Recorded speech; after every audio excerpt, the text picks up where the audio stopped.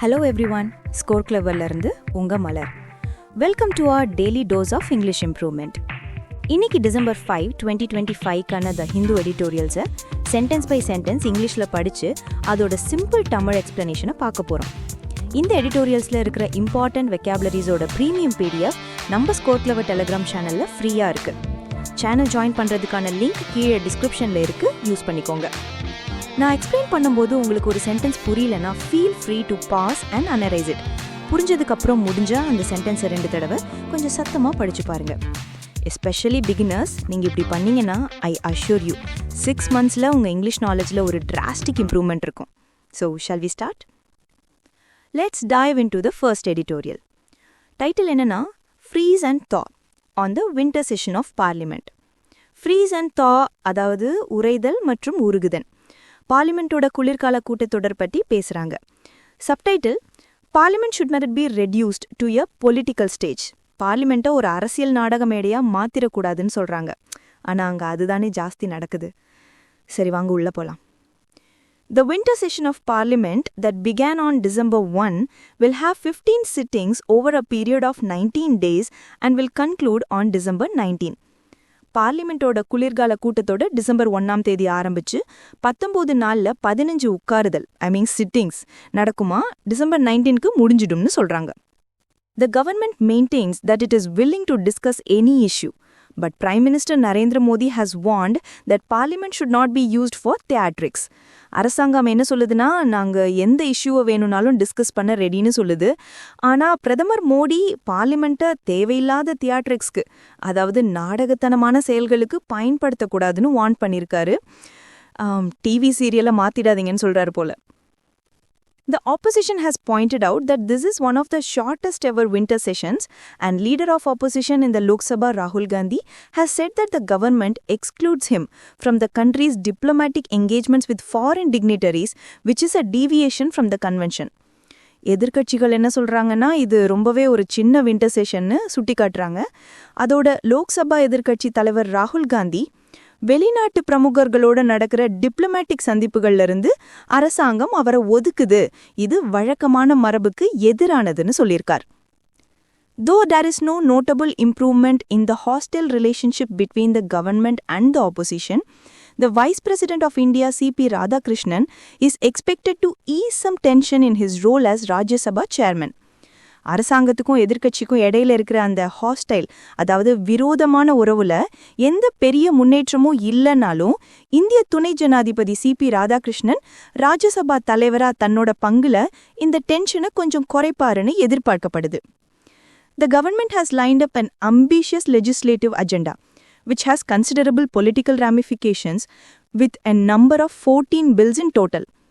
அரசாங்கம் ஒரு அம்பிஷியஸ், அதாவது லட்சியமிக்க சட்டமியற்றும் அஜெண்டாவை வரிசைப்படுத்தி வச்சிருக்கு. இதுக்கு கணிசமான அரசியல் தாக்கங்கள் இருக்கு. மொத்தம் 14 மசோதாக்கள் லிஸ்ட்ல இருக்கு.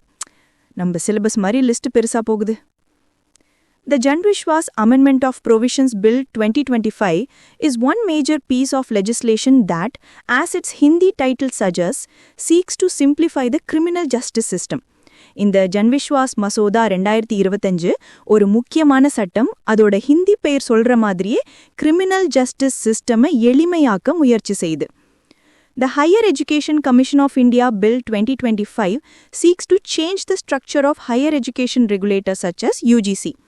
The Higher Education Commission of India மசோதா 2025 UGC மாதிரி உயர்கல்வி ஒழுங்குமுறை அமைப்புகளோட கட்டமைப்பை மாற்ற முயற்சி பண்ணுது.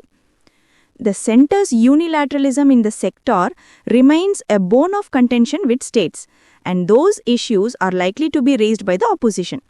இந்த துறையில மத்திய அரசோட தன்னிச்சையான போக்கு மாநிலங்களோட ஒரு போன் ஆஃப் கன்டென்ஷன், அதாவது ஒரு சண்டைக்குரிய விஷயமா இருக்கு. இந்த பிரச்சனைகளை எதிர்க்கட்சிகள் எழுப்ப வாய்ப்பு இருக்கு. The National Highways Amendment Bill, the Atomic Energy Bill, and the Arbitration and Conciliation Amendment Bill are some of the items on the legislative agenda. தேசிய நெடுஞ்சாலைகள் மசோதா, அணுசக்தி மசோதா மற்றும் நடுவர் மற்றும் சமரச மசோதா இதெல்லாம் சட்டம் இயற்றும் அஜெண்டால இருக்கிற சில items. Finance Minister Nirmala Sitharaman has introduced Health Security Say National Security Cess Bill in the session, which repackages an ongoing cess on tobacco products. நிதி அமைச்சர் நிர்மலா சீதாராமன் இந்த செஷன்ல health securities national security cess பில்லை இன்ட்ரடியூஸ் பண்ணியிருக்காங்க.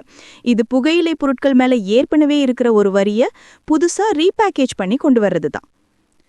Both the houses are also scheduled to discuss a motion on electoral reforms in the background of SAR of electoral rolls and debate the national song Vande Mataram to mark the 150th year of its composition.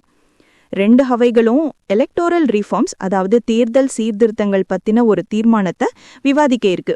இது வாக்காளர் பட்டியல்களோட SIR பின்னணியா வச்சு நடக்கும். அதோட வந்தே மாதரம் பாடல் இயற்றப்பட்டோட 150வது ஆண்டு குறிக்க அதை பத்தியும் டிபேட் பண்ண போறாங்க. The SAR debate is expected to see the divergent views of the BJP and the opposition with regard to electoral reforms. இந்த SAR விவாதம் தேர்தல் சீர்திருத்தங்கள் விஷயத்துல பிஜேபிக்கும் எதிர்க்கட்சிகளுக்கும் இடையிலான டைவர்ஜென்ட் அதாவது மாறுபட்ட கருத்துக்களா வெளிப்படுத்தும்னு எதிர்பார்க்கப்படுது. For the ruling party, enforcing a country-wide synchronized election schedule is a priority, while the opposition is agitated over suspected malpractices in the preparation of electoral rolls and conduct of the polls. ஆளுங்கட்சிக்கு நாடு தழுவிய ஒரே நேர தேர்தல் அட்டவணையை அமல்படுத்துறது ஒரு முன்னுரிமை. ஆனா எதிர்க்கட்சிகளோ வாக்காளர் பட்டியல் தயாரிக்கிறதுலயும் தேர்தல் நடத்துறதுலயும் நடக்கிறதா சந்தேகிக்கப்படுற முறைகேடுகளால கோபமா இருக்காங்க. The opposition has also sought debates on the national security situation after the Delhi blasts, farmers' problems in the background of concluded and ongoing trade negotiations, price rise, air pollution, and use of federal agencies against political opponents. Delhi குண்டுவெடிப்புக்கு பிறகு நாட்டின் பாதுகாப்பு நிலைமை, முடிஞ்ச மற்றும் நடந்துட்டு இருக்கிற வர்த்தக பேச்சுவார்த்தைகள் பின்னணியில விவசாயிகளோட பிரச்சனைகள், விலைவாசி உயர்வு, காற்று மாசுபாடு மற்றும் அரசியல் எதிராளிகளுக்கு எதிராக மத்திய அமைப்புகளை பயன்படுத்துறது, இது எல்லாத்தையும் பத்தியும் விவாதம் நடத்தணும்னு எதிர்க்கட்சிகள் கேட்டிருக்காங்க. Both sides should use the session as an opportunity to reduce disagreements and clarify issues of governance. ரெண்டு தரப்புமே இந்த செஷனை கருத்து வேறுபாடுகளை குறைச்சு ஆட்சி சம்பந்தமான பிரச்சனைகளை தெளிவுபடுத்த ஒரு வாய்ப்பா பயன்படுத்திக்கணும். ஓகே, ஃபர்ஸ்ட் எடிட்டோரியல் முடிஞ்சுது. Before we jump to the next one, ஒரு குட்டி அனௌன்ஸ்மெண்ட். இங்கிலீஷ்ல vocabularies, idioms and phrases, phrasal verbs இதெல்லாம் ஞாபகம் வச்சுக்க கஷ்டப்படுறீங்களா? இனி அந்த கவலையே வேணாம். கூகுள் பிளே ஸ்டோர்ல இருக்கிற நம்ம ஸ்கோர் கிளவர் ஆப்பை டவுன்லோட் பண்ணுங்க. அங்க இருக்கிற ஒரு யூனிக் லேர்னிங் டெக்னிக் மூலமா நீங்க ஒரு தடவை படிச்சா போதும் வாழ்க்கையில மறக்கவே மாட்டீங்க. சீரியஸ்லி ஒரு தடவை ட்ரை பண்ணி பாருங்க. அண்ட் இந்த மாதிரி புதுசா பாட்காஸ்ட் இனிஷியேட்டிவ் எடுத்திருக்கோம். இது உங்களுக்கு பிடிச்சிருக்கா, எப்படி இருக்குன்னு உங்க ஃபீட்பேக்கை மறக்காம கமெண்ட் பண்ணுங்க. இந்த பாட்காஸ்ட் உருவாக்க நிறைய எஃபோர்ட் எடுக்குது. ஸோ ப்ளீஸ் எங்க எஃபோர்ட்க்கு ஒரு சின்ன சப்போர்ட்டா ஒரு லைக், ஷேர் அண்ட் முக்கியமா சப்ஸ்கிரைப் பண்ணிடுங்க. Now back to business. Second editorial, Cyber Crackdown on the investigation into cyber crimes. அதாவது சைபர் குற்றங்கள் மேல கடும் நடவடிக்கை. Subtitle, Tackling Digital Arrest Scams Also Needs Global Action. இந்த டிஜிட்டல் அரெஸ்ட் மோசடிகளை சமாளிக்க உலகளாவிய நடவடிக்கையும் தேவைன்னு சொல்றாங்க. Interesting. The Supreme Court's direction to the CBI to conduct a pan-India investigation into cybercrimes and digital arrest scams in particular might seem extraordinary, as such directions normally require state government consent. சைபர் குற்றங்கள், குறிப்பா இந்த digital arrest மோசடிகள் பத்தி நாடு தழுவிய ஒரு விசாரணையை நடத்த சிபிஐக்கு சுப்ரீம் கோர்ட் உத்தரவு போட்டிருக்கு. இது கொஞ்சம் எக்ஸ்ட்ரார்டினரியா, அதாவது அசாதாரணமா தெரியலாம். ஏன்னா இயல்பா இந்த மாதிரி உத்தரவுகளுக்கு மாநில அரசோட ஒப்புதல் தேவை. But by doing so, the court has acknowledged the severity of the manners that transcend states jurisdictions and boundaries. ஆனா இப்படி செஞ்சதன் மூலமா இந்த பிரச்சனை மாநில அதிகார வரம்புகளையும் எல்லைகளையும் தாண்டிய ஒரு தீவிரமான அச்சுறுத்தல்னு கோர்ட் ஒத்துக்கிட்டு இருக்கு. The court's prioritization of the digital arrest scam, அதாவது fraudsters, மோசடி பேர்வழிகள், போலீஸ் இல்லனா கவர்மெண்ட் அஃபிஷியல்ஸ் மாதிரி ஒரு வீடியோ கால்ல நடிச்சு அப்பாவி மக்கள் மேல பொய்யான குற்றச்சாட்டுகளை சுமத்தி அரஸ்ட தவிர்க்க பணம் டிரான்ஸ்ஃபர் பண்ண சொல்லி பிரஷர் போடுறது இஸ் ஃபுல்லி வாரண்டட். கோர்ட் இந்த டிஜிட்டல் அரெஸ்ட் மோசடிக்கு முன்னுரிமை கொடுத்தது. அதாவது மோசடி பேர்வழிகள் போலீஸ் இல்லனா கவர்மெண்ட் அஃபிஷியல் மாதிரி ஒரு வீடியோ கால்ல நடிச்சு அப்பாவி மக்கள் மேல பொய்யான குற்றச்சாட்டுகளை சுமத்தி அரஸ்ட தவிர்க்க பணம் டிரான்ஸ்ஃபர் பண்ண சொல்லி பிரஷர் போடுறது முழுக்க முழுக்க நியாயமானதுதான். பயமா இருக்கல? The government has estimated that this scam, which often targets senior citizens, has resulted in losses exceeding 3,000 crore rupees. பெரும்பாலும் சீனியர் சிட்டிசன்ஸை குறிவைக்கிற இந்த மோசடியால 3,000 கோடிக்கும் மேல இழப்பு ஏற்பட்டிருக்குன்னு அரசாங்கம் மதிப்பிட்டிருக்கு. அப்பா, The court has asked the CBI to target not just the scammers but also banking officials who facilitate the creation of mule accounts. Court CBI கிட்ட வெறும் ஸ்கேமர்ஸை மட்டும் இல்ல, இந்த மியூல் அக்கவுண்ட்ஸ், அதாவது பணத்தை மாத்துறதுக்கு உதவுற போலி கணக்குகளை உருவாக்க உதவுற வங்கி அதிகாரிகளையும் டார்கெட் பண்ண சொல்லியிருக்கு.